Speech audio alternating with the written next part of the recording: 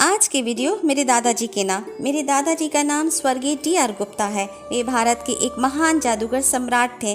उनके पिताजी एक किसान थे। उनका जन्म 29 जुलाई 1921 में झारखंड के एक छोटे से शहर जपला में हुआ था।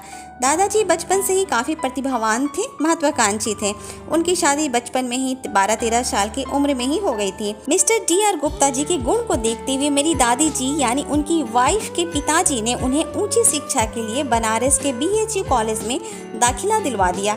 यहाँ वो एक अंग्रेज महिला के घर में पेइंग गेस्ट के तौर पर रहा करते थे।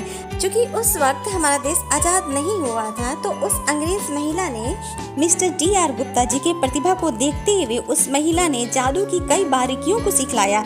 इसी बीच मिस्टर टी.आर. गुप्ता जी को रेलवे में नौकरी लग गई और वो बिहार चले आए। यहाँ भी नौकरी के साथ साथ छोटे छोटे जगहों पर अपनी जादूगरी से लोगों को प्रभावित करना प्रारंभ कर दिए।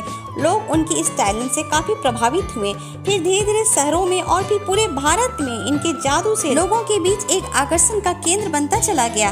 अपने स्टेज शो से ये लोगों को ध्यान आकर्षित करते थे और उन्हें सम्मोहित करते थे। ये वो दौर था जब इस जमाने में लोगों के बीच आकर्षण का केंद्र सिनेमा घर, जादू या सर्कस हुआ करता था और इसी वजह से इनके इस योग माया स्टेज में हजारों की भीड़ जमा होती थी। ये अपनी योग माया के आश्चर्यजनक खेलों से जनता को मंत्रमुग्ध करते रहे। अपनी योग माया से लड़की को 2 टुकड़ों में काटकर पुनः जीवित कर देना, किसी को हवा में निराधार टिका देना, मनुष्य अथवा कबूतर को अचानक अदृश्य करना और फिर प्रकट कर देना, तलवार की नोक पर लड़की को सुला देना, नोटों की वर्षा करना, अपनी आंखों से अद्भुत चमत्कार दिखलाना, कंकाल को हवाओं में नचाना इत्यादि सैकड़ों अद्भुत कलाओं का प्रदर्शन करते थे। इनके कला कौशल में निपुण अभिनेत्रियां भी इनके अभूतपूर्व प्रदर्शन में 4 चांद लगा देती थी। इनकी योग माया में देश के प्रधानमंत्री स्वर्गीय लाल बहादुर शास्त्री और राष्ट्रपति स्वर्गीय डॉक्टर राजेंद्र प्रसाद भी इनके स्टेज शो की शोभा बढ़ाने आए थे और इनकी प्रशंसा के साथ साथ इन्हें प्रोत्साहित किया था। Mister TR. गुप्ता जी को उनकी तरफ से गोल्ड मेडल से सम्मानित किया गया था।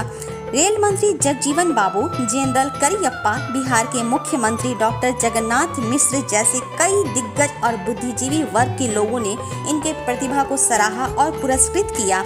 उस समय 1960 से 1970 के बीच इनके शो की टिकट दर ₹5, 10, 15 और 25 रुपए तक हुआ करते थे, जो कि आज की डेट में हजारों रुपए से भी ज्यादा होंगे।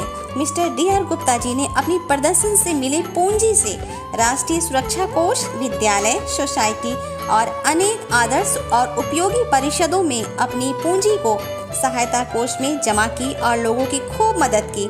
बिहार में आए 1975 में बाढ़ के तहत बाढ़ पीड़ित सहायता के लिए उन्होंने सहायता कोष में उस वक्त लाखों रुपए की धन राशि सहायता प्रदान की थी, जो आज की डेट में करोड़ों में गणना होगी।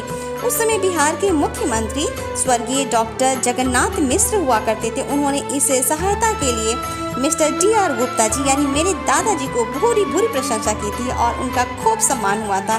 तो ऐसे थे मिस्टर टी.आर. गुप्ता जी, बहुत ही मेहनती, जोशीले, फुर्तीले, हंसमुख, जिंदा दिल, प्रतिष्ठित, प्रतिभावान। उन्होंने अपनी कला प्रदर्शन उम्र 14 से ही प्रारंभ कर दी थी और उनका ये सफ़र 1934 से लेकर 1985 तक चला था। सन 1985 के फरवरी माह में जब वो बिहार के धनबाद शहर में अपनी योग माया से लोगों को मंत्रमुग्ध कर रहे थे, तभी उन्हें ब्रेन हैमरेज का अटैक आया। 8 दिन अस्पताल में वे रहे। फिर 25 फरवरी 1985 को वो दुनिया को विदा करके चले गए। आज वो हम लोगों के बीच नहीं हैं, पर उनकी हर एक यादें हम सभी के दिलों में हमेशा ही जीवित रहेगी।